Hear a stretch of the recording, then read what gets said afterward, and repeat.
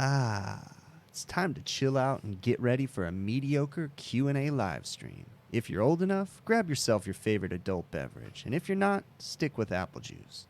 Put your feet up and relax. If you have any questions, feel free to ask them in the chat. And now let's cue up the intro music.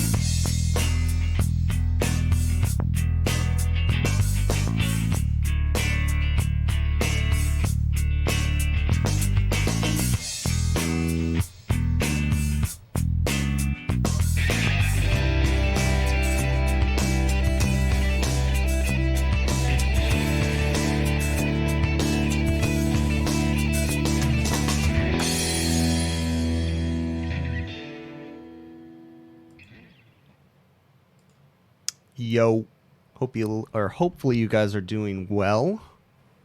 I see a lot of people in the chat. Hey guys, hello to everybody. Got a couple things as usual that I want to cover. I want to get to your guys' questions. I'm going to try to address some of the previous chat questions from the last live stream. I had mentioned before on the last live stream, I have a way of downloading the chat now so that I can go over and see which questions I missed. So I'm going to try to address those. I'm not going to get to all of them, but I picked a few of them that I thought would be a good question. So I'll definitely try to tackle those for you guys. Let me turn this off real quick. There we go. Perfect. So now I can see that. Hello to everybody. All right. So first, I want to start off a little introduction, okay? Most of you guys that are in here early know who I am, but I have been noticing that question coming up a little bit more, asking me about my information, how long I've been doing this, okay? So my name is Chris. I'm an HVACR service technician. I've been in the officially in the industry for 17 years, since April of 2002, so a little over 17 years. But I grew up in the trade working for my dad. Ever since like junior high school, elementary school, I used to go do service calls. I used to sit on his bucket, hold his flashlight, all that good stuff. Okay, but I officially started just out of high school in 2002. I'm 36, and I just do these YouTube videos and these live streams to share the little bit of knowledge that I have. Okay, just like to help you guys out, you know, with the little bit of information I have, whether it be good or bad. I like to share my mistakes. I like to share my triumphs and all that good stuff. Okay. So now that we've got that done, hopefully that answers a few of your questions. And I definitely want to get into some of the stuff. Do me a favor in the chat, guys. If you guys have questions, please, please, please put them in caps lock. It helps myself and Justin, the moderator, to field the questions to make sure I try to get to them. Okay. You know, I'm not going to get to every single question, but it really does help if you guys put them in caps lock, because then that way we can kind of try to see which ones there is. There's definitely a lot of questions I notice as the streams go on that I miss. So, you know, we'll try. If I fail to answer your question or you have further questions, send me an email to hvacrvideos@gmail.com, and I definitely try to get to them too. Okay, so hello Hello to everybody. I see everybody saying hey. All right, so the first thing I want to get into is I'm just going to go through some questions here, but Abel had asked in the last chat. Actually, no, I think Abel asked me in an email. He said, what would I prefer, working union or non-union? And I'm going to answer that question really easily, okay? It really depends on what's best for you and your family. I have no preference whether it be union or non-union. I personally run a non-union HVAC company in Southern California, but the union is not strong in Southern California, okay? So whatever works out best for you and your family, that's the most important thing, okay? If you find that you get better benefits, that you get better pay via union, and you like working there, then more power to you, okay? But it really, really depends on your area. There's definitely good things about union. There's, I'd say, some bad things about union, but there's also good and bad things about non-union, okay? So it really, really depends on your situation, and you got to make that decision for your family, okay? Just remember, ask around before you go to work for any company, whether it be union or non-union. Ask supply houses, ask other contractors, ask other service technicians what they think, what the rumors are, what the different things are. You can't necessarily believe everything that everybody says, okay? But it gives you a good idea. You can kind of gauge what's going on. If you hear a crap ton of bad things about one certain company, then maybe, you know, you need to lean towards a different company. But you got to do what's best for you and your family, okay? So hopefully that answers that one for you guys. Let's see. Definitely could. Aaron Riley had asked me if I could break down my vacuum setup. I mean, more or less, I probably need to make a video and show it to you guys, but currently I've been using the True Blue vacuum hoses, the big giant blue. I think NorCal Dave calls them the Smurf boner. I've been using those lately with a Fieldpiece VP85 vacuum pump. It works really well. I use an AccuTools micron gauge, the professional micron gauge. But I would say that if you're going to use the AccuTools app, I mean, I don't want to talk you out of buying a really nice vacuum gauge, but you can use the AccuTools or like their cheaper micron gauge because it has Bluetooth. And if you have the app, it does pretty much everything that the professional vacuum gauge does. Okay, so I'll try to point that out in a video sometime soon. You know, per se, I'm not really a tool review channel. I've thought about a couple times. I actually have another channel that I don't post any videos on, but I've thought about kind of doing tool reviews on that channel. I don't want to make this channel tool reviews though, because this channel is just sharing my normal videos and the live stream. So maybe we'll do something with that soon where I start reviewing tools on another channel, and I'll definitely make it publicly known if I end up doing that. So, all right, let's see what else we got. Okay, so Hamilton, this is a great question. So Hamilton, let me find up in here real quick. I lost this. Hamilton Mechanical, you said, what's the hardest part of the 608 test in my opinion? So I took the 608 in 2002. It was a long time ago. And the hardest part about the 608 test for me was the dates. They always wanted you to remember all these different dates. That just seems so silly. I have a hard time with information that is useless. And I'm going to be honest, the dates at which the Montreal Protocol was passed and all these different things is just a bunch of BS. But I'm not going to get political with that. They got to fill in the blanks, basically. They got to fill in test space, so they just throw in these silly questions. But for me, the hardest part about the 608 test was all the different dates that they wanted you to remember. Okay, the important things I think that you need to focus on that you will retain from and that will mean something to you in your career is what the different types of refrigerants are, whether it be CFCs, HCFCs, azeotropes, different things like that. Yeah, that has meaning, but the dates, it just seems kind of silly. But anyways, I'm going off on a tangent about political BS. So, but just in my opinion, the dates were the hardest part, remembering those. So, all right. When are economizers required in California? So my understanding is that anything over 5 tons, if I remember correctly. 2,000 CFMs, I'm pretty sure that's the Title 24 requirement that you have to have an economizer on the system. I'm kind of pulling that one out of my backside, but I think that's correct. So you got to have, basically on 5-ton systems, you got to have economizers, you got to have duct detectors. That's when they start making you all the fancy stuff with them. So, all right, and that was AC Kid that had asked that question. So let's see what else. Okay, I'm going to go ahead and get to a couple more questions on here. So Mr. Johnny Boy had asked me to talk about press fittings for refrigeration piping. And that's really interesting that you asked me that, Mr. Johnny Boy, because I have been reaching out to Sporlan, and Sporlan has been reaching out to me because they want to send me just to use a Zoom lock tool so I can try it out, basically.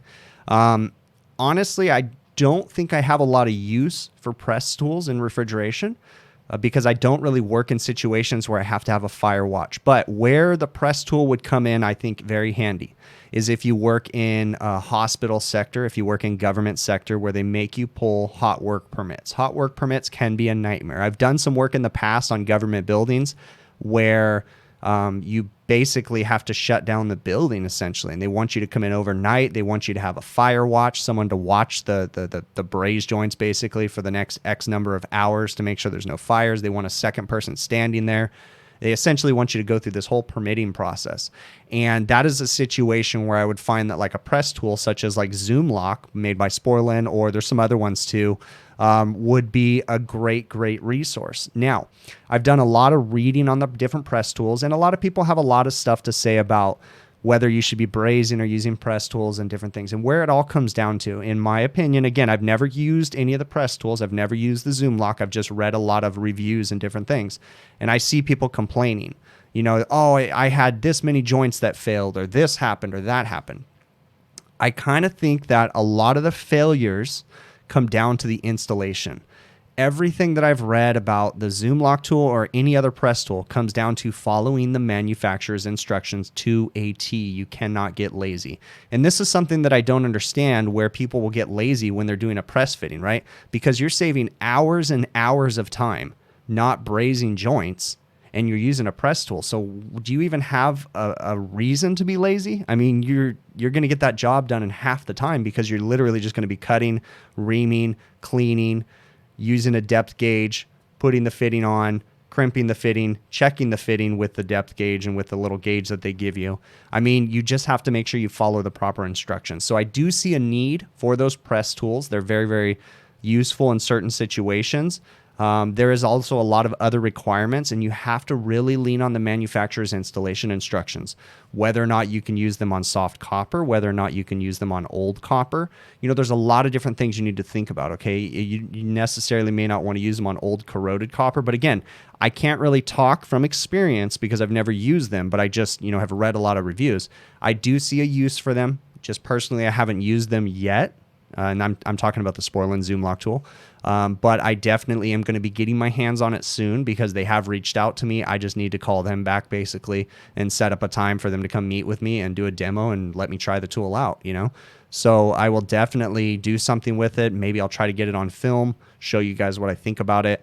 So I don't know if it's quite necessarily going to be used in every single instance, but there's certain instances where I think it would be a great tool. Okay. So hopefully that answers your question, Mr. Johnny Boy. All right, let's see what else. I see a lot of questions coming in here, so let me see. Matt Sprinkle. So you said you had bad luck with Zoom Lock, but so what was the bad luck? I mean, honestly, was it an installation error? Were the instructions followed to a T? I'm really curious. Okay, yes, Sporlan is my sponsor, but I'm going to be honest whether or not I like the tool. So I'd like your feedback, Matt. Even if you don't want to put it in here, send me an email, Matt, hvacrvideos@gmail.com. I'd be really interested to hear your feedback because I want to know what kind of questions to ask when I'm going through my demo. If you guys, any of you guys have questions that you want me to talk to the Sporlan rep about, I will do so. I'll ask them. I'll ask them everything. Okay. So send me the questions that you guys want me to talk or to ask them when I go through my demo, and we'll see if we can't get this stuff answered for you guys. Okay. All right. I'm sure I'm missing a lot of stuff in here, but I'll definitely get to it. Ernesto, I see HVACR Vlogger. You said on your last Instagram post, you showed your van, and a lot of people asked me why I carry R22. I explained out here in the Bay Area, we have a lot of the same issues with how expensive a permit is, and it's crazy. Yeah, so Ernesto touches on a good point. He's the HVACR Vlogger. He's another person that has a YouTube channel. He's just starting it up. He's has some pretty cool content on there, so definitely give him a subscription if you guys are interested in his channel.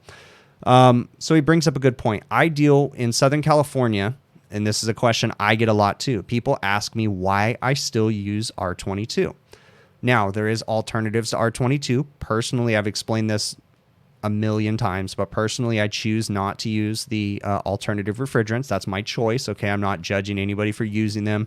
There's an instance for using them, and there's a lot of situations where people want to use them to save different money and stuff. And this actually turns out to be a perfect time right now to go ahead and plug Ralph. Ralph is works for Honeywell Refrigerants, and he's always in here. He was in here earlier today.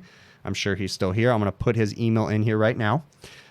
Any questions about alternative refrigerants or any of the Honeywell brand of refrigerants, shoot Ralph an email. He'll definitely answer them, okay? So in Southern California, changing an air conditioning unit is a nightmare. Pulling permits, especially like Ernesto said in the Bay Area, I work in the Los Angeles metropolitan area, Inland Empire, that kind of stuff. It's a nightmare to pull a permit. What the hoops we have to jump through to change an air conditioning unit oftentimes will double the price of the unit, and I'm not kidding with you.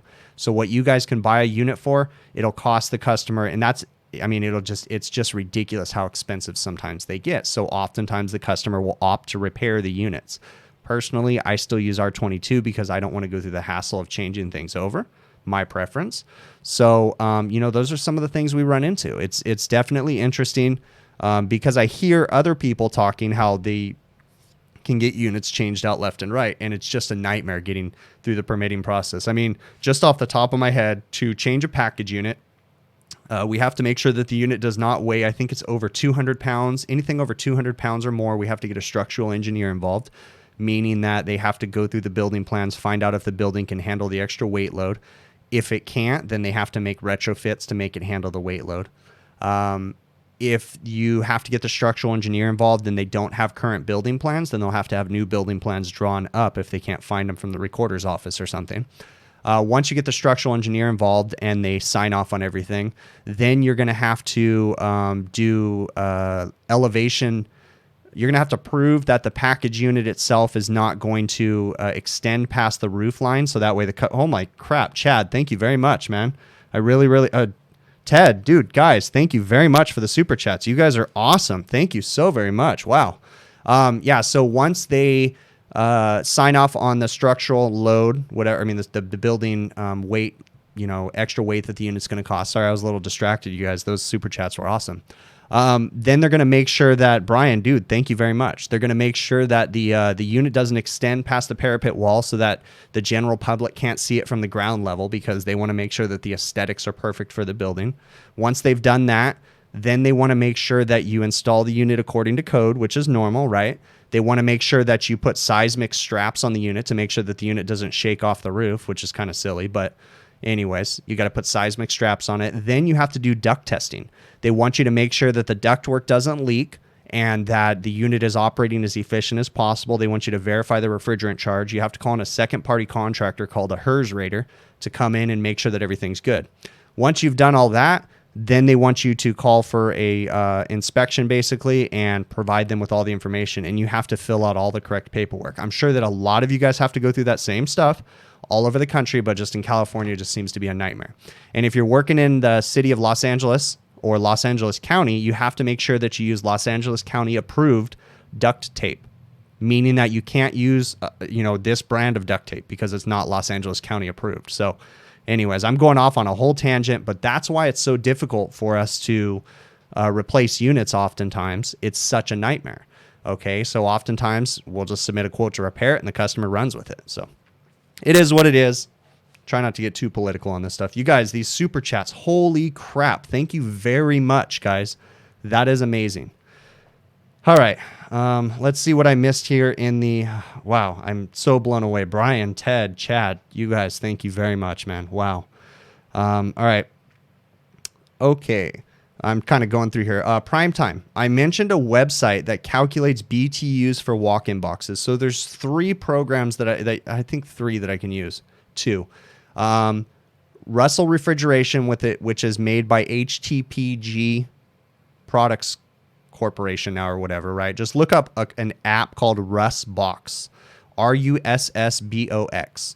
Russbox is an app. It's Russell Refrigeration. They do load calculations. Trenton Refrigeration also does load calculations, and I believe you can go to their website and download an app. Then you can go to the Heatcraft Engineering Manual and do a manual load calculation. It'll explain how to do it. Those are the three methods I have for doing load calculations for walk-in boxes. I have to be honest with you, I have used the Russbox app, RUSSBOX, and that's Russell Refrigeration.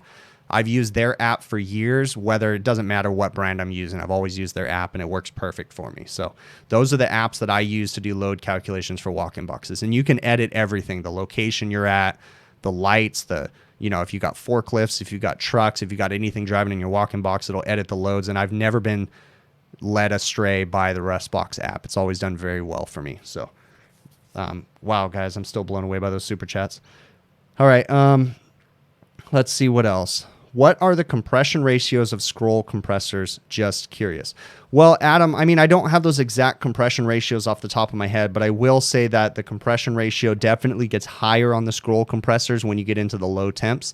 And that's why we have to have mechanical cooling most of the time coming into low temp scroll compressors. I mentioned on the last live stream, we use a DTC valve or a temperature responsive expansion valve to cool the compressor. Either if you're using the temperature responsive, you're usually using, it's cooling the suction line coming back. If you're using a DTC valve, it has a sensing element in the head of the compressor and it blows right into the crankcase basically. And all that a TREV, a temperature responsive expansion valve, or a DTC valve, in a nutshell, it's a de-superheating expansion valve. It basically takes, it's called liquid injection. It takes liquid refrigerant and it meters it through an expansion valve and blows it into the suction of the compressor basically to cool off and to help reduce the discharge temp of the compressor. Hopefully that answers your question a little bit there. Let's see what else we got going on here. Oh, Ray, right on, bud. All right, I'm gonna go ahead and get to some more of this stuff on here. Oh yeah, I gotta say. So this last weekend, I kind of talked about it in Zach's live stream, just in the chat. I just wanted to address it because I had a few questions in the beginning of the stream about it. I had mentioned that I was gonna go on a vacation, take a day off. I was planning on taking the weekend off. I took Friday off of work, and then we drove up to a mountain community in our area called Mammoth Lakes. Spent a day out there. Well, we were there Friday afternoon-ish. We had a nice road trip up there with my kids and my wife. And then Saturday, we went out to go hiking with my daughter. And my daughter actually ended up getting sick. She's okay. Everything was all good. But she got altitude sickness. I didn't even know it was a thing. But the mountain community that we were in was about 9,000 feet in elevation. And right in the middle of the hike, she basically got really sick, started, getting sick and couldn't walk anymore and everything. And long story short, we got down the hill, but I did have a very nice vacation. So thank you guys. What I didn't have to cut short, but I mean, it was still a nice time. So thank you to everybody that was asking in the very beginning of the chat and the stream. I really appreciate it. And yeah, it was definitely nice. So, all right. So something I wanted to address, and I'll get to some more questions here. Ooh, Bill, I'm going to answer your question because I'm very curious about that question. So of course, ironically, the curious HVAC guy asked me that question. I want to talk about researching on the fly. So my video that I posted today was the walk-in expansion valve replacement. And I want to talk about researching information out on the fly. So I carry a Sporlan BQ kit in my van, okay, where I make expansion valves all the time. Thanks, Mr. Johnny Boy. I really appreciate that. And oftentimes I'll build an expansion valve out in the field. Okay. So what that usually means is I do it kind of on the fly. I don't have a lot of time to do research. I usually don't have time to call the manufacturer. What I will usually do is Google search information, or I'll ask the Google, right? About, for instance, in that situation, I Google searched HTPG expansion valve selection. Okay. You just got to know how the right phrase to look up. And a document came up where I showed it in my previous video, where it showed Sporlan valves for HTPG, which is heat transfer product groups, walk-in equipment, basically. Okay, so HTPG makes coils for a lot of different people. If you just look up Russell refrigeration or Colpack refrigeration, you'll see it'll just pop up, okay, as the HTPG group. You can also Google search Colpack expansion valve selection, Russell expansion valve selection. Forget about HTPG, go to Heatcraft expansion valve selection. You'll find all kinds of installation information. I suggest that you guys Google that information. It definitely helps out in the field to be able to size and different things. If you're curious, like if you're out in the field and saying, hey, I wonder what size solenoid valve I should install, Google search Sporlan solenoid valve sizing. Okay. All the information is at your guys' fingertips. We have these amazing smartphones that have everything on them now. I mean, this is crazy what it can do compared to what we could do 17 years ago when I started. And I mean, I still had a Thomas guide in my van. We had MapQuest to print out directions. We didn't have GPS that was directing us everywhere. We had to print stuff out. So we have a lot of resources at our fingertips. All you got to do is ask the Google. The Google will tell you almost everything. But you also have to know how to decipher what's good and what's bad information. There's lots of people out there. Don't just trust some YouTube dude telling you what to do. You got to do the research yourself and find out whether it's credible information, okay? But I highly suggest you guys do some research yourself. Also, when selecting expansion valves especially, I suggest that you lean on the manufacturer of that particular equipment if you can. For instance, Heatcraft. Heatcraft has a nozzle in their expansion valve, or in their in their distributor. So in between the expansion valve and the distributor is a small little piston. Okay, we call it a nozzle.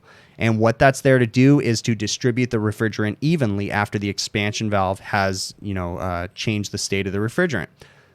Different manufacturers build the nozzles into their distributors. So that's why it's very important to lean on the manufacturer of the equipment to select your expansion valve size.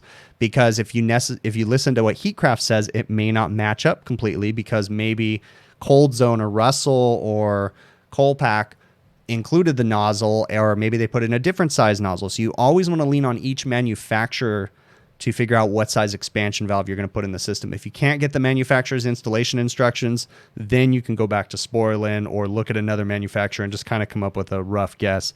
Usually, I've gotten away when I can't find information. I'll just look at what Heatcraft recommends, and I'll usually get away. Heatcraft is really good about having all kinds of product information out there available to us. All you got to do is ask the Google. So I'm going to try to get to the chat here, guys. If I'm missing your questions, don't hesitate to throw them in here again.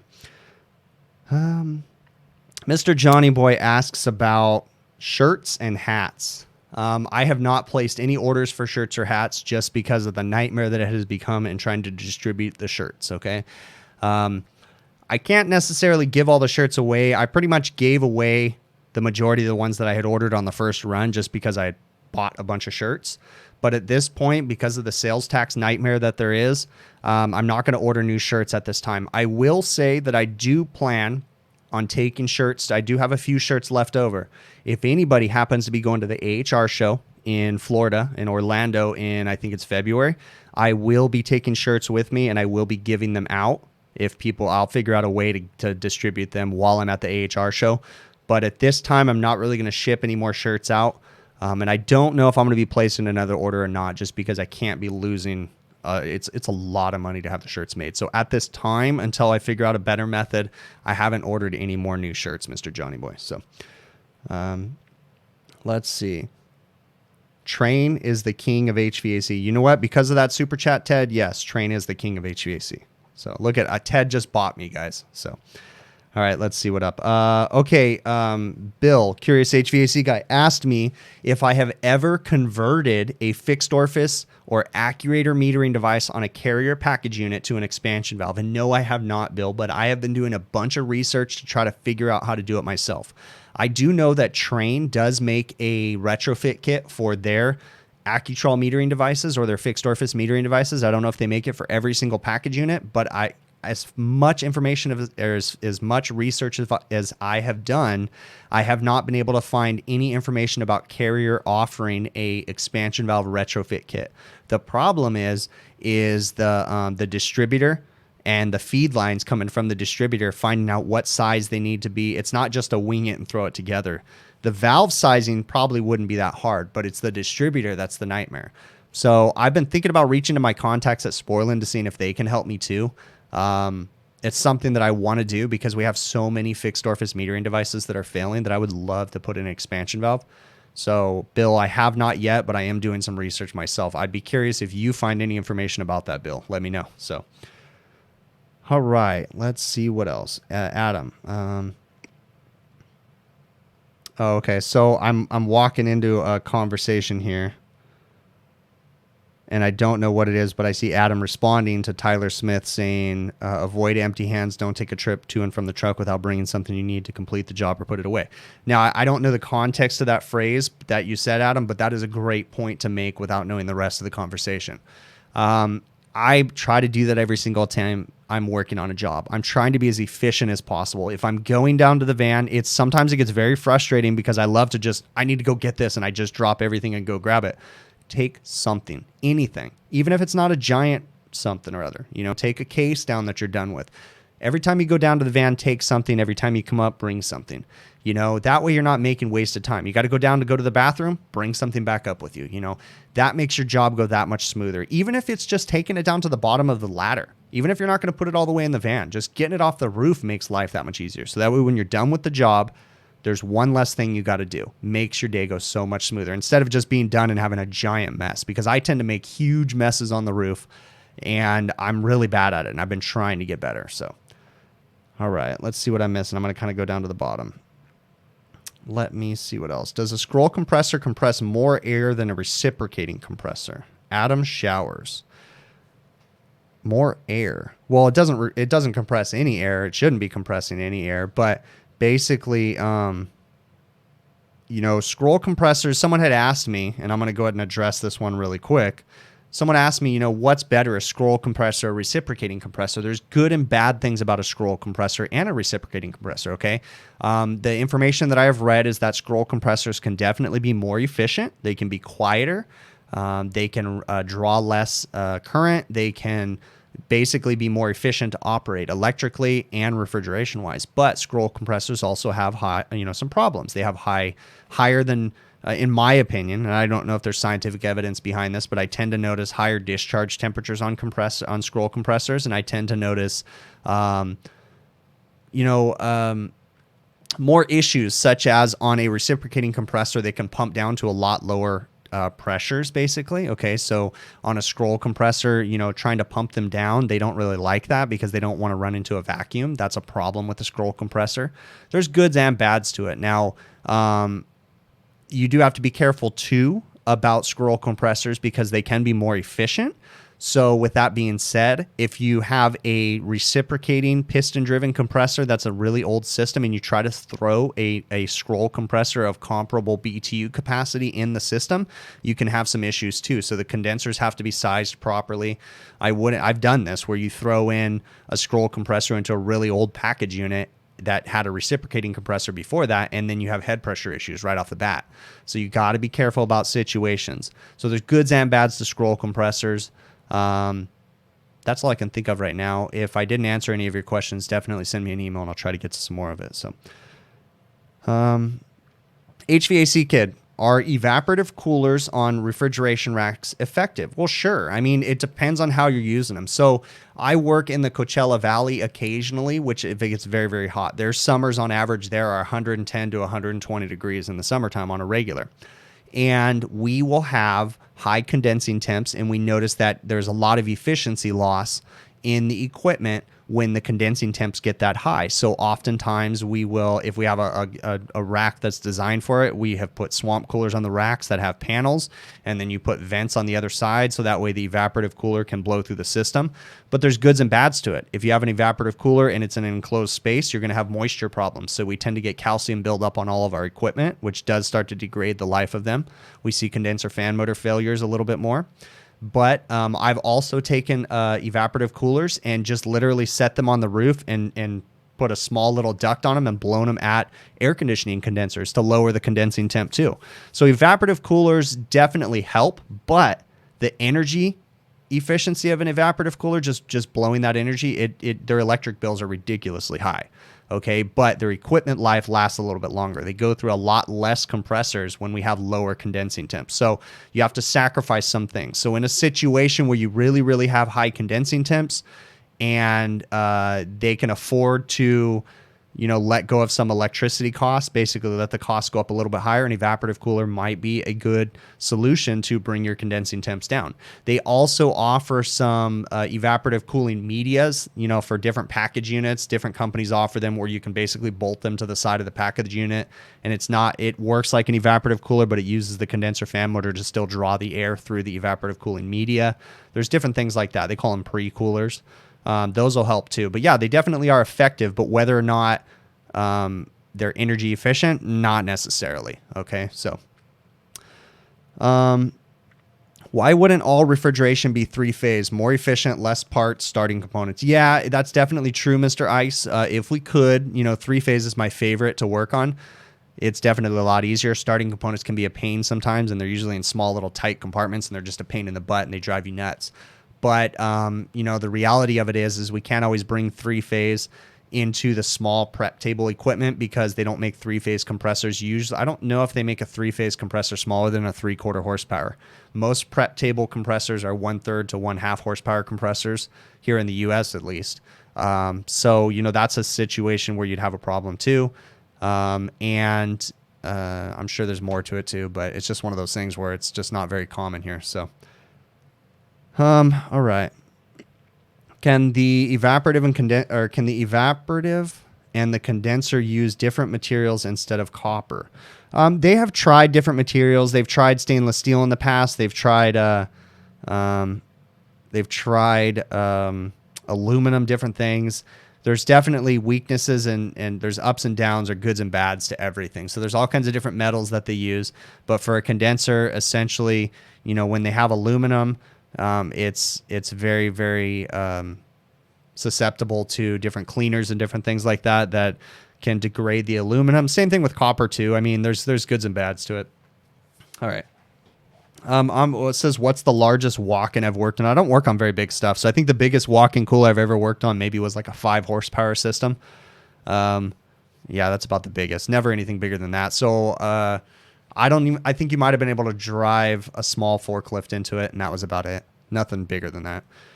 All right, I'm going to go ahead and get to some of my lists right here real quick. And so this is a really good one. So the COD poster 52 asked me, should he get his general manager to shut off the swamp cooler for the kitchen as they're going into the winter season? This is a great question. I'm assuming from his question he works in a kitchen, maybe as a cook or a busboy or something like that, and he's asking me if the general manager of the restaurant should shut off the swamp cooler for the kitchen. This is something that we have to do. So we have evaporative coolers that cool our kitchens here in Southern California quite often because we have a really moderate climate. We have low humidity, so we can use an evaporative cooling as air conditioning for the kitchen. It's definitely not as effective as an air conditioning unit.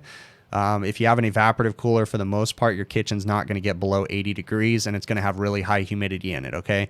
But again, you have to understand that in the summertime, our humidity levels range from 7% when it's really windy and dry outside to, at the most, 30%. If we get to 50% relative humidity, we are losing our minds in Southern California, okay?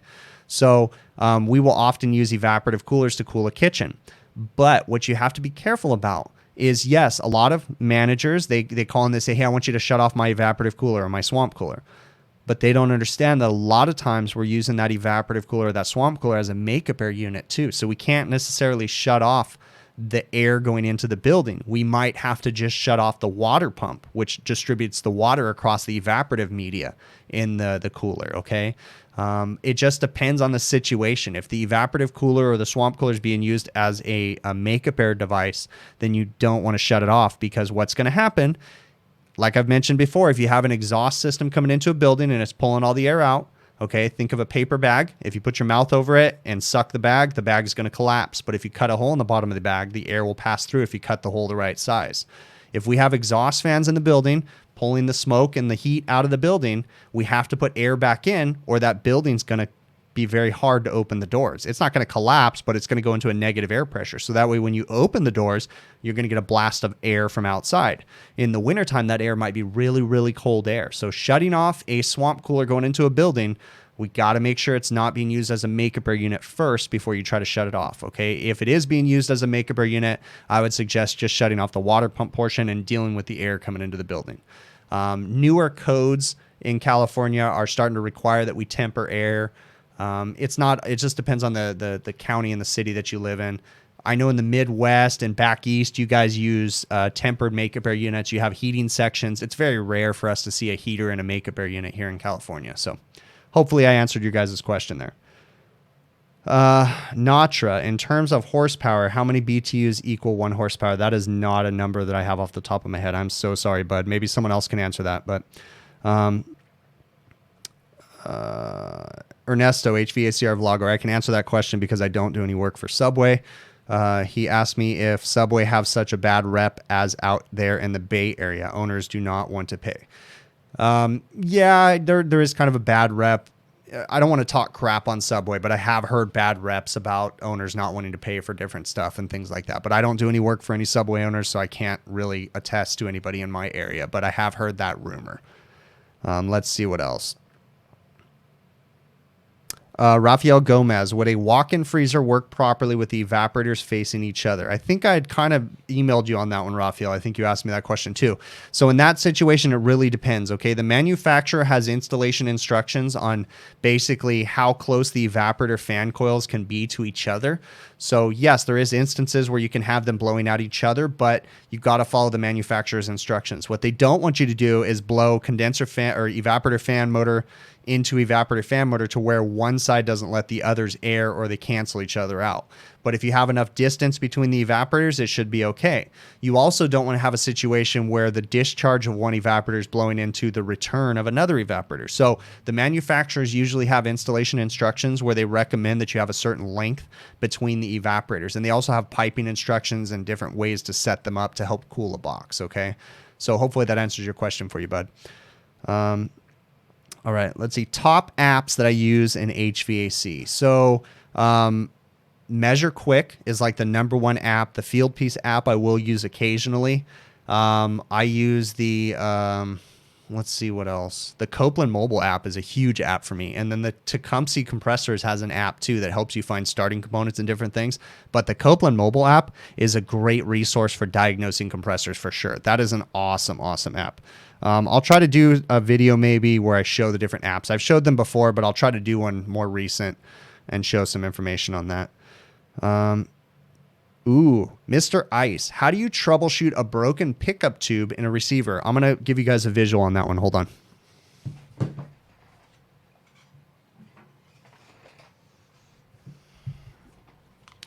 So a receiver typically will have a dip tube inside of it. So this is a receiver and this is the dip tube. You can see right down here that it basically comes down to the bottom of the receiver. And what it does is this is the inlet of the receiver right here. And this is the outlet of the receiver.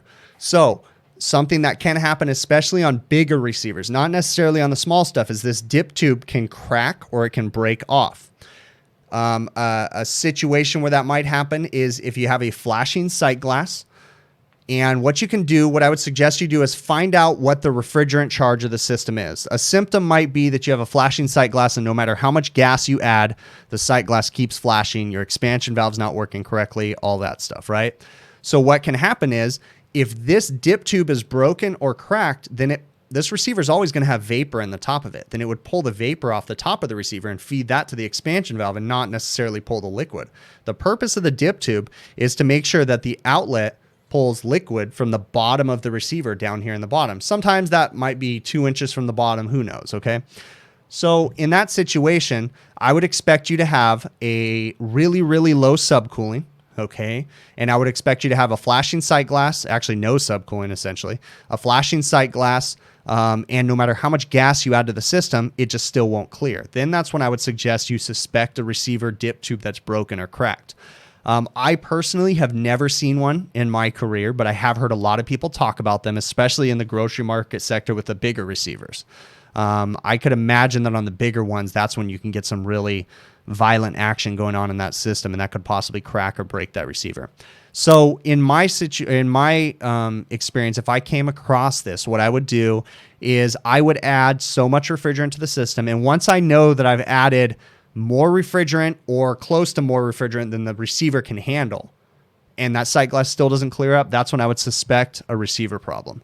And the no subcooling is going to be a huge thing. We typically don't use subcooling as a metric for charging in refrigeration systems like walk-ins and stuff like that, but subcooling is a metric to let us know, like we typically want to have some subcooling coming out of the condenser, and we typically don't want to have more than, X number of subcooling too. So you can use subcooling as an overcharge metric and or an undercharge, like a severe undercharge metric. But, as long as you have some subcooling coming out of the condenser, if you have a system with a receiver, we're not really going to say we want to have 10 degrees subcooling or whatever. You typically just want to see some subcooling. And then you want to clear up the sight glass. So hopefully that answers your question for you, bud. Let's see. Okay, so Mr. Johnny Boy, in the wintertime that is below freezing, can a walk-in cooler have vents to the outside and use that cold air instead of a compressor to save electricity? Yes, they do have economizer type systems for walk-ins. You do have to be very careful about those systems because they will typically have like a linkage type setup. I've never seen one, but I've just read about them and read reviews on them. But I could imagine that it would be like some vents that you could open up, and it would only have to be in like an extremely cold climate. And I would imagine that you got to have some sort of a vacuum breaker and some sort of a heating element to make sure that your dampers and different things don't freeze up. Because if you're pulling that air into the building, you could freeze your product too much. So, but those systems do exist. I don't know how often they're used. I've just read about them personally. So, let's see what else. What is my favorite meter? So personally, I use Fieldpiece meters. I use the Fieldpiece SC660, but I also do have a Fluke 902 meter. It's a clamp meter. It's a HVAC clamp meter. I tend to lean on the Fieldpiece one just for the features. It does what I need to do. Now, I do want to address this too because I've had this question a lot.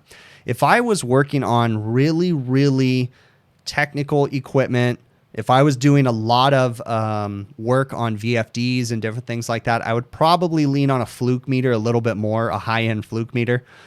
Just because I need the accuracy. For me, the Fieldpiece SC660 is very accurate. It does everything that I need it to do. It has some cool features such as phase rotation that works perfect for me. And it does pretty much everything I need to do. But like I said, if I was working on super critical equipment, I might get a more accurate, expensive meter. But, you know, I love the Fieldpiece one. So let's see what else. Yeah, definitely check with the health department before installing walk-in economizers, because another great point too is you got to remember how clean is that air coming from the outside. There's a lot of different factors that go into it. So it's not just a slap in an economizer damper and call it a day. I mean, there's a lot of information that you got to make sure you're doing right. So, all right, let's see. Let me get to some more of these things I have on my list right here. So here's another really good question. So Nathan Pullen asked me, what do I use to get equipment onto the roof? Okay, in certain situations. So best case scenario, if money's not an issue, when I'm working on big equipment, big compressors, package units, different things like that, I'm going to use a crane. Okay, the best situation, best thing I could do is use a crane as much as possible. But there's times where, let's say, I just can't justify using a crane. Or there's times where, hey, I want to save a couple bucks and I don't want to use a crane. So what I actually have is I have a Sumner equipment lift, okay? It is essentially it has forks on it. I can lift equipment up to 24 feet onto the roof. It has outriggers. I'm actually going to pull up a picture of it really quick for you guys and show you. And it's a pretty cool little lift, and it works really well for the situations that, you know, you have to lift equipment really high. So I'm going to go ahead and share my screen really quick. And let's see, display capture. Let's see if I can do this right. Turn this off. And let me turn this off. There we go. And I'm going to go ahead and share this over right now. So this is a Sumner equipment lift. As you guys can see down at the bottom, we have little forks that basically this whole thing lifts up into the air. And we have outriggers to help support the load. We have a winch right here. And I lift exhaust fans. I've lifted all kinds of stuff up onto the roof using that equipment lift. The lift was quite expensive. I want to say it was like $3,000 or $4,000. But it's paid for itself in the 7 years I've had it. Easily paid for it. Because, you know, I mean, whenever we use that lift, we charge a nominal fee for it. And we basically have made up our money lifting, you know, every time we've used it. It's definitely a great little lift to use to lift equipment onto the roof.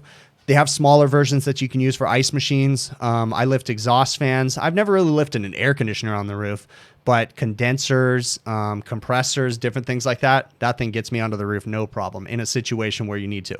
Now, if that doesn't work, of course, a rope and a pulley system. I've never had to use pulleys to get equipment on the roof, but I've read a lot about people using like gantries and putting pulleys on them. That's definitely a great idea.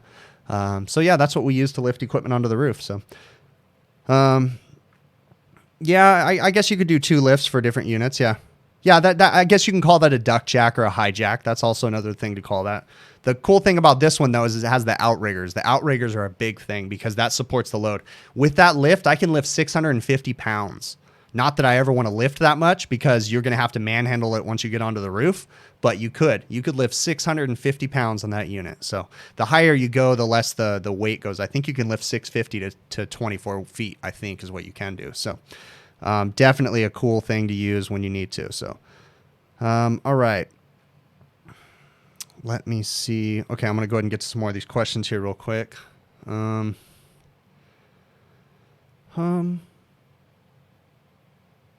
okay. So Ray, you asked me a really good question. Ray asked me, how hard is it to get restaurant customers to purchase new equipment? So I kind of addressed that a little bit with the permitting process when it comes to package units on the roof.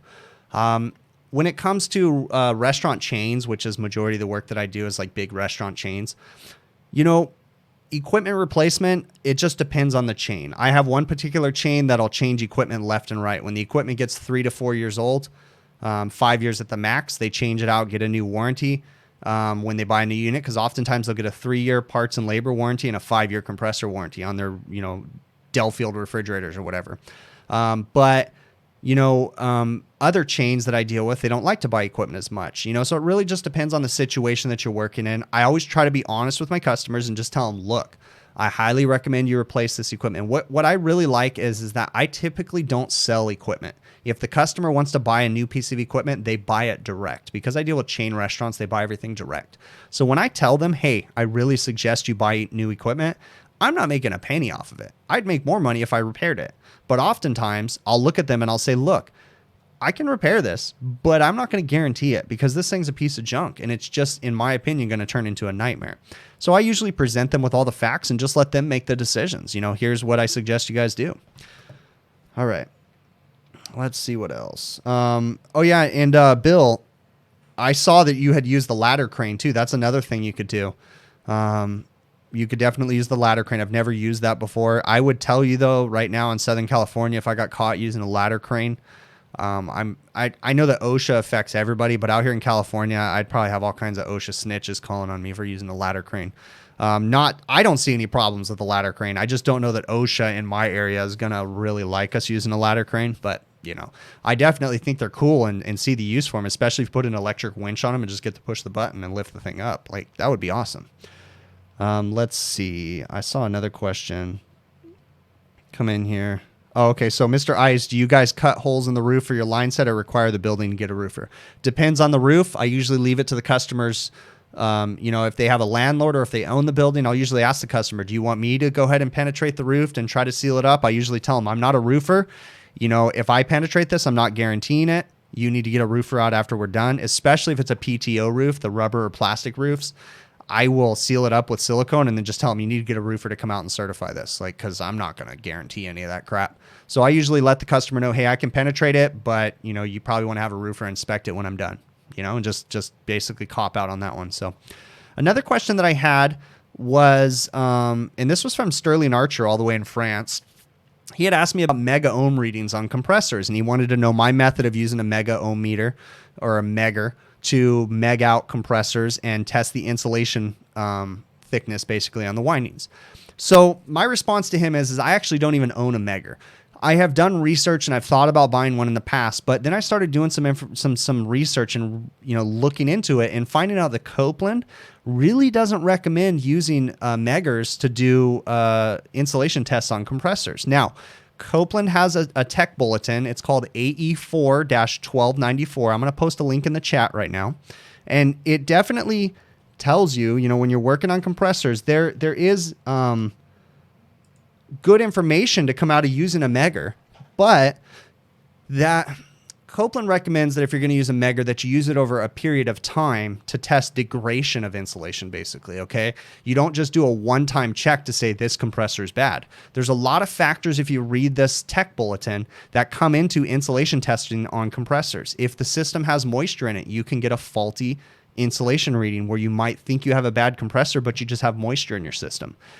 So they recommend if you're going to use a megger that you do it over a period of time and you test at certain variables. Basically, this is the temperature outside, this is the temperature inside, this is the megger reading. And do that over and over again to see degradation in the system and not so much do a one-time test to say this compressor fails. So I personally don't own a megger, Sterling.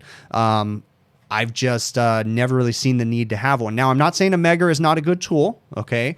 You definitely can use it to check wiring and different things like that for sure. But on refrigeration systems, like I said, I just haven't seen a use for it. So I don't use a Hvacr. So, all right, let's see what else we got going on here.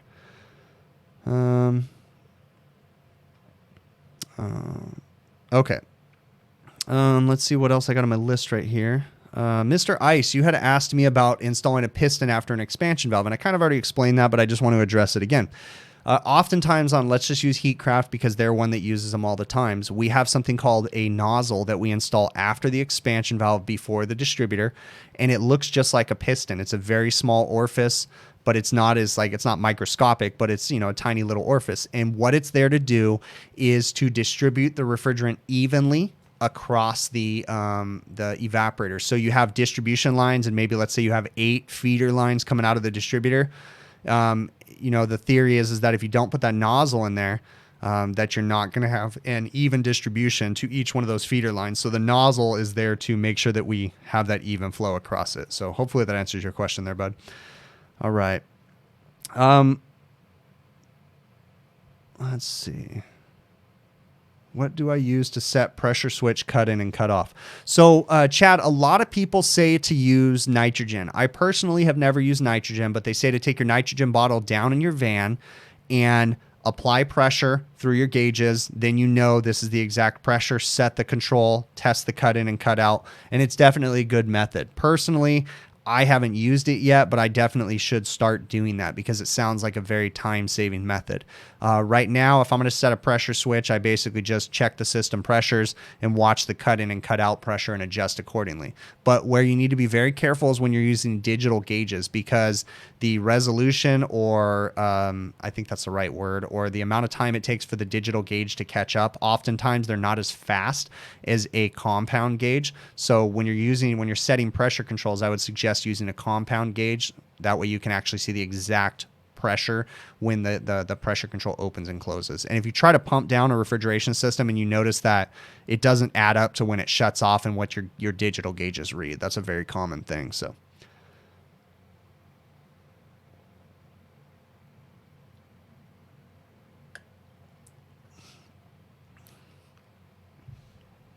all right. Let's see. I'm going to try to get some more of your questions here. If I missed your guys' questions, definitely throw them into the chat. What I'm going to do right now is I'm actually going to play a little video clip of something that I couldn't use in a video, and I'm just going to show you guys the kind of systems that I run into. So I'm going to pop this up here real quick. Hold on, and let's pull this clip up. And I will show you guys some of the stuff that I sometimes will run into. So this particular clip that I'm going to show you guys is not necessarily, it's not something that I ended up repairing. The customer ended up going a different direction, and I didn't make this repair. So I'm going to pull this video clip up. So hold on just a second. And I'm going to play this real quick, take a bathroom break, and then I'll come back and got some more stuff, and I'll definitely cover some more things for you guys. So hold on just a sec.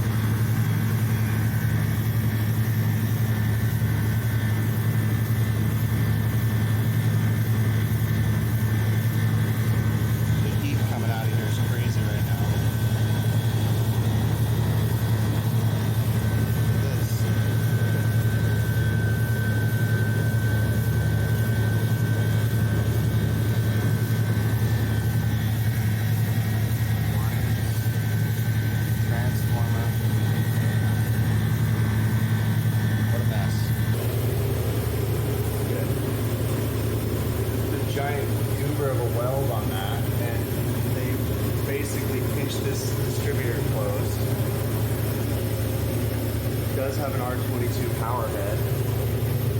Discharge line or liquid line temperature is tremendously high. Solenoid valve.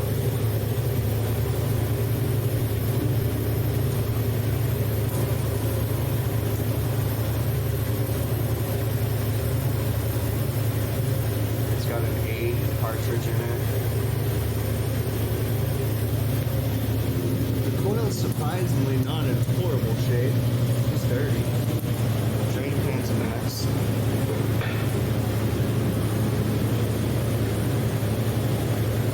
34 degrees.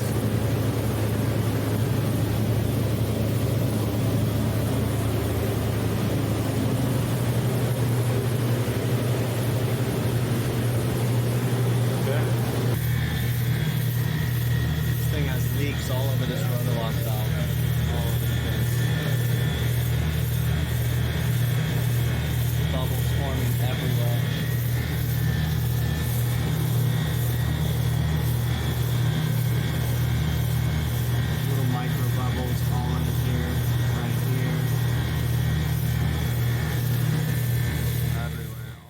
So do you guys run into that kind of work too?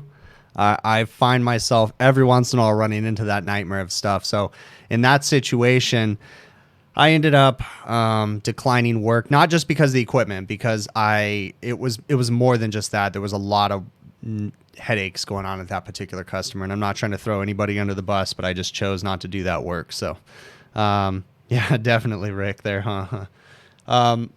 I could have fixed it. Basically, I quoted new evaporator, new condensed unit, but then just, again, there's so much I wish I could tell you guys about certain customers and different things, but I just chose to just go ahead and decline the work just because of the headache that it was dealing with them. So just some of the silly stuff. I have a hard drive full of that stuff, videos that just they didn't really come out to be a great video, so I just chose not to use them. So I'll try to share that stuff a little bit more and more. So do you... that's what I wanted to know. Did anybody guess the movie quote yet? Did anybody guess the movie? I'm kind of curious if anybody got it. I haven't seen it come through in yet, but I definitely saw a few different things going through there. Oh, yeah, definitely, Ralph. I'll throw your email up right now. Anybody that has questions about Ralph, Honeywell refrigerants, alternative refrigerants, definitely reach out to Ralph. Ralph is always willing to answer the questions, so hit him up. He's a really cool dude, always helping me out when he can, so definitely ask him the questions you guys need.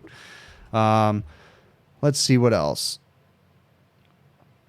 Yeah, I don't know how that person can sleep at night doing that kind of crap, so yeah, it definitely was Boogie Nights. Cool.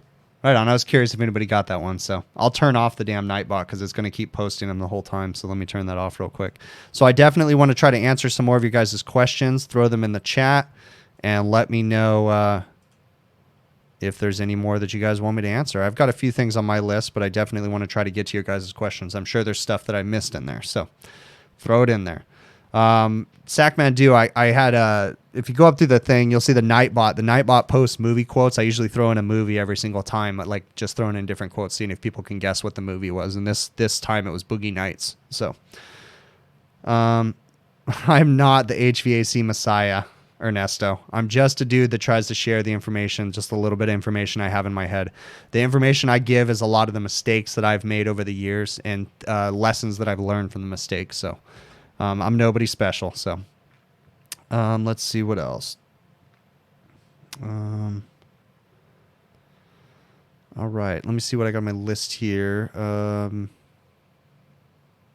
I've gone through that. Okay, so let's talk about oil and refrigeration systems. So oil mitigation, things that you can do to help maintain the oil in the compressor. Oftentimes, I mean, in a perfect world situation, we would install a oil separator that takes the discharge, high temperature, high pressure, superheated vapor coming out of the compressor. It runs it through a separator. Any oil that's in that, it's collected and it puts it right back into the oil sump or into the suction line of the compressor, depending on the type of system. So that's a perfect world situation. We don't see that in restaurants very often. I've seen one oil separator in my career, two oil separators in restaurants in my career. So it's not very common. So we have oil issues. So let's see, who asked me this question? HVAC Rookie has asked me a few questions about oil and what to do when you have missing oil.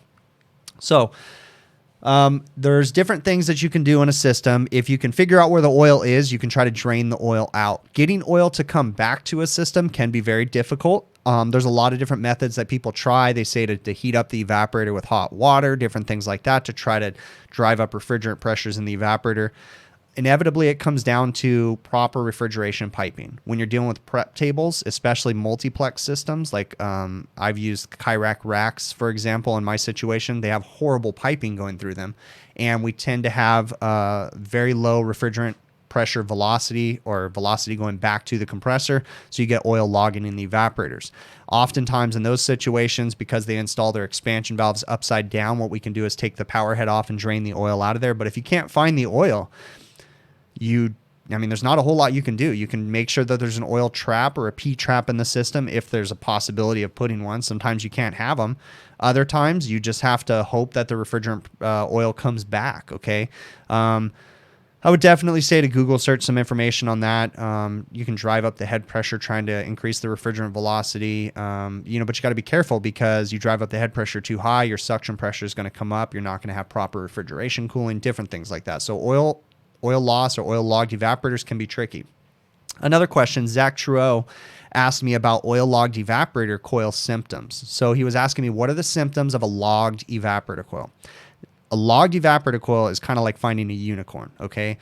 Oftentimes when you can't figure out what's going on, one of the things that you can lean on is a logged evaporator coil. Now, these are just my methods. In my opinion, if I had oil logged in my evaporator, I would expect to see low superheat, okay? Low capacity in the system. And the evaporator superheat would probably be hunting. Even though it's low, it would be hunting back and forth, imagine, because there's oil logged in the lines, okay? If I had a logged condenser, which seems a little rare, I would expect to see high subcooling. I would expect to see also you could probably see a noisy compressor, high head pressure. Oil logged evaporators and condensers can definitely be a tricky thing to diagnose. Okay. I would imagine too, I don't have a thermal imager, but I would imagine that the thermal imager might help to figure out if you have an oil logged evaporator or oil logged condenser. Your capacity would definitely be very low if you had an air conditioning system and or a refrigeration system too. Okay. So in my opinion, again, I'm not an expert with that stuff, but that's what I would expect to see if I have an oil logged evaporator or condenser. So do I work on cold plates? Yes, I do, Dan Lewis. I work on cold plates often. You said with heavy frost. I don't know what you mean by that. I work on like Delfield cold plates where they have a static cold rail where there's no fan motor circulating the air. That when the frost gets too thick, that's actually a problem because the frost starts to act as an insulator. And once the frost gets thick enough, it'll insulate the temperature and maintain about 32 degrees. So you typically don't want that much frost on a cold plate, but it really depends on what you're working on. So let's see what else. See what I'm missing here. Does everyone? Okay, so TXV or TEV, they're both the same thing. TXV was an acronym we used for thermostatic expansion valve, and obviously you can tell that TEV is the new way. We used to call them TXVs for years, but Sporlan recently switched back over, or I don't know if it's recent, but it just seems like it's more recent than usual that they started calling them TEVs instead of TXVs. But maybe we just called them TXVs, and I never really paid attention to what Sporlan has always called them. I don't know. But yeah, it was just an acronym that we used, thermostatic expansion valve. So let's see what else. All right, guys, seeing what I'm missing in here. If I missed something, definitely post it again. How do you get restaurant work? Do you go looking? Do they stumble across your number? What? You want the BQ kit but need more coolers to justify it. Okay, so restaurant refrigeration work. I'm going to be honest with you. We have been a very lucky company, cross my fingers and knock on wood. We do not advertise, and I do not go knock on people's doors for work. My dad started the company in 1989, I think, is when he started the company. I was 6 years old when he started the company. He started out with a few customers, and it's been word of mouth ever since. Some of those customers, one of those particular restaurant chains, we have been doing since probably 1994, still to this day. So it's been word of mouth. As managers have left one particular restaurant chain and gone to another, they've remembered us and called us over there. And we've been lucky enough that I can say that we haven't had to advertise. So I am not the person to ask on how to get new customers. We have been a very lucky and fortunate to, once we had a few customers, we just do good work and they continue to use us and they continue to recommend us to other people. Okay, so sorry, I can't really give you great advice on how to get new customers. One method that I would recommend is become an authorized service agent or a manufacturer's representative. So reach out to Delfield Refrigeration, True Refrigeration, Isomatic, Hoshizaki, Manitowoc Ice Machines, all those different companies, and ask them how to become warranty providers for them. I imagine that becoming a warranty provider could get you in the door to give out your business card to a new restaurant. But that's about all the advice I can give you to get in the door with restaurants. So,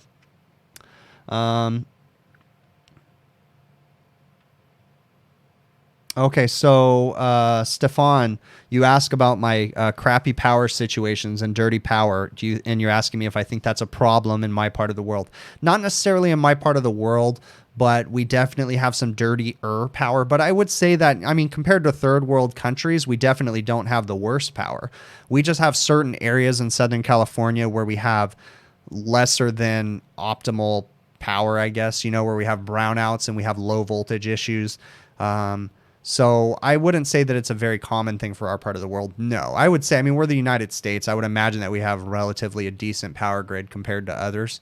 I wouldn't say we're the best, but we probably have a pretty good power grid, compared to a lot of other countries. So hopefully that answers your question there. Let's see what else. Yeah, that's exactly it, Andrew Verconde. Hopefully I pronounced that right. I would love to advertise and get more work, but I don't have the manpower, and I don't know if I want to hire more manpower because it's hard enough to maintain the customer service quality of work that we do with the amount of employees that I have now. I have great employees working for me, but it's just, the customers are used to me going in the door. So the more employees I have, the less that the customers get to see me, and it just creates a problem. So let's see what else. All right, guys. Throw some more questions in here. I'll definitely try to get here. So, I'm gonna announce something too right now. Okay, I'm gonna do something more publicly in a video. I know I just said this, but I actually am gonna start looking for a new employee. I'm not going to get rid of anybody, but I am going to start looking for a new employee. I'm going to tell you guys right now that I am very picky in the people that I hire. No offense if you send me a resume and I'm not going to hire you. I mean, it's just I'm very, very picky in the people that I'm going to give an interview or hire, okay? I am a small business. You guys see that I'm OCD when it comes to things. I'm very particular about what I do and the way that I do it, but I am looking for another technician. I'm considering training a technician. You have to live in the United States. You have to speak good English. You have to be presentable for the customers, okay? Not trying to offend anybody, but that's just is what it is. If you're interested, I'm also looking for experienced technicians, okay? I'm only looking to hire one person, okay? But, and it's not something that I'm going to do tomorrow. This is something that I'm going to slowly do over time. I'm going to announce it on a YouTube video when I come out too or something like that. But if you guys are interested in possibly sending me a resume, send me an email to hvacrvideos@gmail.com. I work in the Southern California area. You have to live in the Southern California area, specifically the Inland Empire. That's my main area. I can't have you living in Los Angeles and driving 40 miles. That's not going to work. You have to live in the Inland Empire. So if any of you guys are in the Inland Empire or close to the Inland Empire and interested in coming to work for us, definitely send me a resume. Again, I'm going to be very picky about the people that I hire, but definitely send me some emails and I'll definitely try to get back with you guys, okay? Let's see what else. How do I balance running a business, family, and kids? I am Mike Kano. I think that's how you say your name. It's a nightmare, okay? I am a horrible, horrible person at balancing everything out. My wife is a very understanding person. She's a very patient person. I don't know how lucky I was. I'm extremely lucky to be able to meet her or to have met her and have her marry me. I mean, it's a night, it's crazy. But I'm very bad at it. I have a very high anxiety and very high stress. It's hard for me, okay? I am not the person to give advice. I actually have a video. If you go back and look, it's called How We Live the HVACR Life. And there's a couple videos that I did with my wife where I kind of explain anxiety, stress, and all that stuff. Okay. So I'll definitely maybe work on something on trying to do a video on that and talk about it a little bit more. But it's a day at a time you deal with that stuff, because I can't tell you that this is how you make it work, because I'm not good at making it work. It's a nightmare. Okay, let's see. Yeah, Canadians are out of the question. Sorry. And I also, that's funny, Bill. I'm gonna say this right now, and I'm sorry to those of you if I'm gonna offend you. I will not sponsor you, okay, guys? I can't hire people from India or different countries, because I get that all the time, and I'm not trying to offend anybody, but I'm not gonna sponsor anybody. I'm not gonna get anybody a work visa. It's just not gonna work. So, what do I think of duct cleaning? I mean, whatever. No, long-haired freaky people, I'm good with that. California presentable is totally different there, Dave. California presentable is, the rest of the country. I mean, just got to be presentable to the customer. But what we allow in California is totally different than other places. You got to remember that one. So, all right. All right. Duct cleaning. Oh, yeah, you asked me. I mean, it is what it is. If you can properly clean a duct, but I don't believe in people selling duct cleaning to people that it's not going to make a difference. I mean, how the heck do you honestly clean a flex duct? I mean, you can run a brush through it. That's about it. But you're not going to get it very clean when you've got ribs and ridges for everything in there. If you have hard metal duct, I totally understand duct cleaning. But trying to sell someone on duct cleaning on a flex duct system that's 20 years old, you might as well just replace the flex duct, because it's going to tear and rip when you're trying to push brushes and different things through it. So, but I mean, to each their own. If that's what you want to sell, go for it, man. I'm not going to talk crap on you. So hopefully I answered everybody's questions in here. I think I got to most of the important ones that I put on there. What's the best refrigerant in my opinion? Systems are out of the question. What's the best refrigerant in my opinion? I mean, refrigerant, Molly. I really don't see a difference in refrigerant. R22, they all have the same principles and same concepts. So I really can't pick one. I mean, if you're talking about air conditioning refrigerant, I mean, even R22 or 410, they're both the same to me. I mean, I don't really see a big deal. I don't really have an answer to that question, and I'm sorry if I'm going to let you down on that one, but I mean, refrigerant's refrigerant. Understanding saturation temperatures, just understand that and you're good to go. So, are water-cooled condensers common where I'm at? No, not very common. If it's a closed-loop system, occasionally I used to have a hospital customer that had a lot of closed-loop walk-in refrigeration systems where they had a tower outside, a cooling tower, and it pumped the water inside and cooled off the condenser, the water-cooled condenser. But it's not very common, no. And, we're not allowed to use wastewater systems where you pump and dump, blow it down the drain. They won't allow that in California anymore. So it's not very common to see water cooled. In a hospital sector, sure, you'll see like water source heat pumps and different things like that. But other than that, not in the restaurants for sure. So what do I use for grease for bearings? Honestly, I would love to know what other people use for grease for bearings, because I just use general duty lithium grease or general duty grease from the supply house. I've never been a person to really pay attention with different types of grease and different things. So I'd like someone to reach out to me if they have information on different types of grease and how it would change the way that bearings work and different things. But I've always just used whatever the supply house has had. So have I ever... Oh, yeah, Abel. Abel Hernandez asked if I've ever fixed a broken down refrigerator at a morgue. Yeah, I used to do work for a hospital, so I used to work on their morgue refrigerators all the time. I actually got a kick out of it. It was really interesting. One time I got to help an orderly because they couldn't get enough orderlies down to help lift a body out of a morgue cooler so I could work on it. Because that was the one thing I always told them. If you want me to work on the morgue cooler, it has to be unloaded. And they would call their morgue coolers at this particular hospital, they would call them by the passengers they can hold. So if it was a 4-door unit, it was a 4-passenger or a 2-passenger. So there's one time they called me over the phone and they were like, yeah, we got a 4-passenger that's down. And I go, well, do you have all the passengers out of the box? And they go, no. And I go, well, they need to be out. And when I got there, they didn't have them out.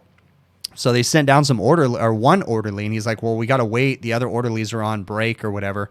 And it was really cool because I got to help him. We got to take the bag out. And they had like a crane. They had like a winch that you operated, and it lifted up the tray and set him down on like this gurney looking thing. And then the orderly wheeled him out, and then he came back and got another one. It was really cool to be able to help out with that. So I've worked on the morgue units a bunch of times. The one that I hated the worst one time was when I opened up a 2-passenger. and there was a tiny body bag in there. The body bag was probably 2 feet long. That one made me sick to my stomach because I knew that was a baby, and that one sucked. So there was one too where one of my employees, I didn't get to go there, but he told me about it, where he went down to, I think, pathology or something, and he opened up the cooler door, and it was just like a Tralson stand-up cooler, and he opened up the cooler door, and there was a foot there in a plastic bag, like a foot cut off at the leg. That was a really interesting story. I wish I could have seen it, but yeah, I've done morgue work. It's interesting. I mean, not that I'm like love to look at dead bodies. They were always in bags and stuff. So, let's see what else. All right. Well, guys, I'm going to wrap this up because I really got nothing else to talk about. Okay.